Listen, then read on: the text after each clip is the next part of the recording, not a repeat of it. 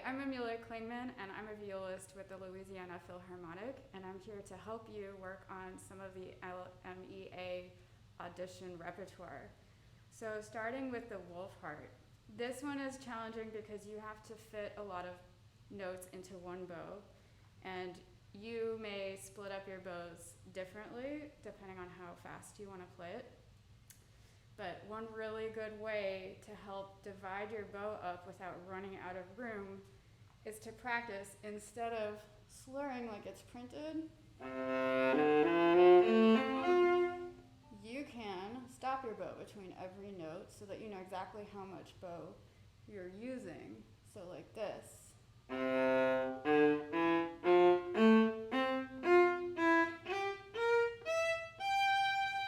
You can practice it that way, and if you do it slowly, I would recommend splitting up the bows a little bit so you don't really run out of room when you're practicing slowly, like this.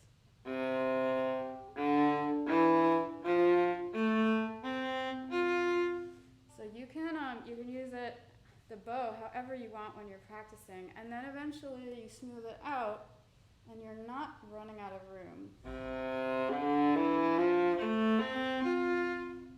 And then you know exactly how long your bow is. The danger is that you might want to spend all your bow on that first nice note and go like this. And then you're stuck. And then you ran out of room. So this whole exercise, this whole etude, is very much about managing how much bow you're using. The other thing in this one is shifting. So if you're working on shifting, remember you want to slide gently with the finger on the string, very light, and you want to make sure that your hand shape stays the same the whole way up. So you're not going to go looking with your fingers and change your hand shape. You're going to keep it like a bunch of people riding on an elevator. None of them are going ahead of the other ones. So when you shift, if I do it slow motion, you're going to hear that slide. It's a very gentle slide. I'm not really smearing it. I'm not doing that. But we don't want to jump. We don't want to go. You don't want to jump your hand around. So you keep a little contact. So the beginning sounds like this.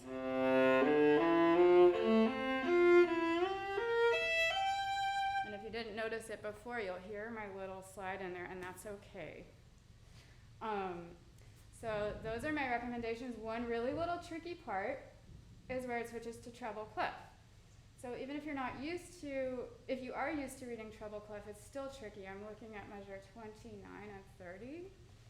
So just practice that transition for yourself. One on the G, and then you stay there, even though the clef changes.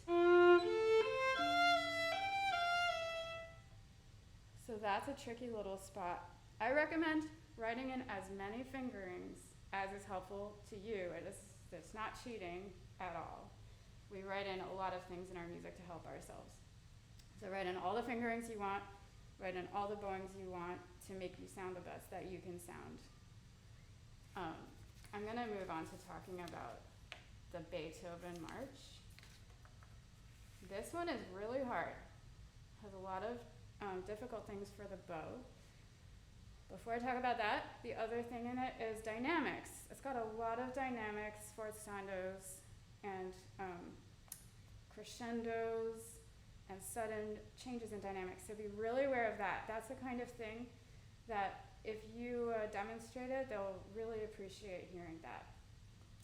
So I trust that you will be able to do that, but just keep in mind, I don't need to demonstrate dynamics. I know that you will be able to do it.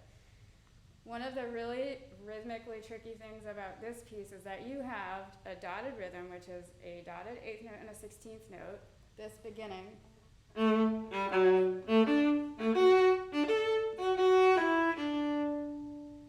Okay, and then you have triplets, which it's really easy to make them sound similar, so you have to make them different. So it's 1E and a 2E and a 3E and a 4E and up. And then triplet, triplet, triplet. So these are the triplets.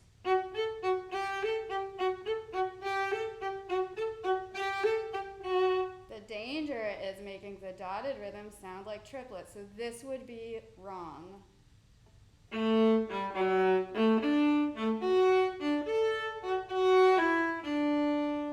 That sounds like triplet, triplet, trip, but it needs to be snappy.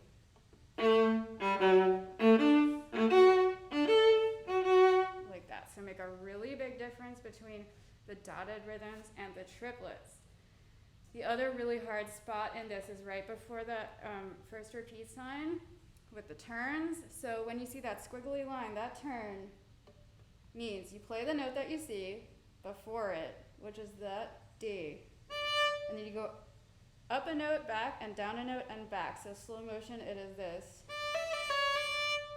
Okay? That's before you even play the next note.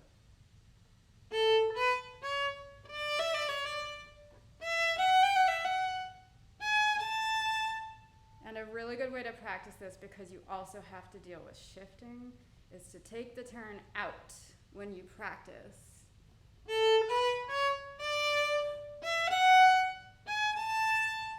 And then you can gradually add it back in. If you don't like fourth position, if you're not comfortable with it yet, there's a way you can use third position and a harmonic. You can shift to third on second finger, use fourth finger, and the harmonic, if you prefer that. It's another way you can do it, and just know that with a harmonic, you're barely touching the string, and you cannot touch the string with any of the other fingers, otherwise it won't work. So that's a good alternative there.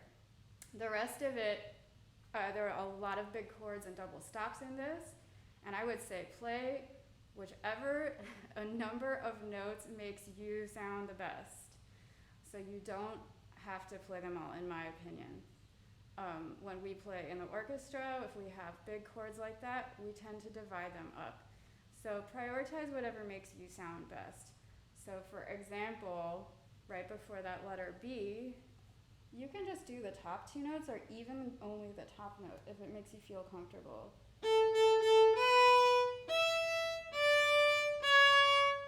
Or top two notes.